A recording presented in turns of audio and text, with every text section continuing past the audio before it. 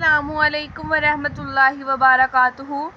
आज की हम अपनी इस वीडियो में देखेंगे जिस शख्स को बुखार हो तो वो बुखार के लिए क्या पढ़े, ऐसी क्या दुआ मांगे जिससे वो ठीक हो जाए, उसका बुखार उतर जाए, वो सेहतमंद हो जाए।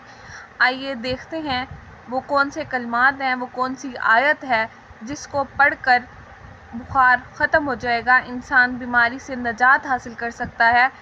बिस्मिल्लाहिर्रहमानिर्रहीम। शुरू अल्लाह के नाम से जो निहायत मेहरबान और रहम वाला है। बिस्मिल्लाहिल कबीर आऊज़ु बिल्लाहिल अज़ीम मिन शर्रि कुल्ली इरकन्नारिम व मिन शर्रि हर्रिन नार। बिस्मिल्लाहिल कबीर आऊज़ु बिल्लाहिल अज़ीम मिन शर्रि कुल्ली इरकन्नारिम व मिन शर्रि हर्रिन नार। ये वो आयत है जिस शख्स को भी बुखार हो 7 मरतबा ये दुआ पढ़े, इंशाअल्लाह उसको बुखार से निजात हासिल होगी, वो सेहतमंद होगा।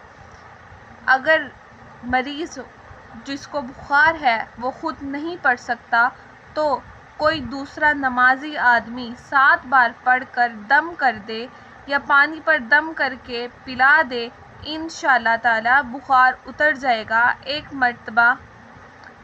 मरतबा में बुखार ना उतरे तो बार बार ये अमल करें। आप इस अमल को दोहराएं, पढ़ें, इंशाअल्लाह आपको सेहतयाबी हासिल होगी, बुखार से निजात हासिल होगी। आज की वीडियो में इतना ही। हमारे चैनल को लाइक करें, सब्सक्राइब करें और कमेंट करें। बहुत शुक्रिया।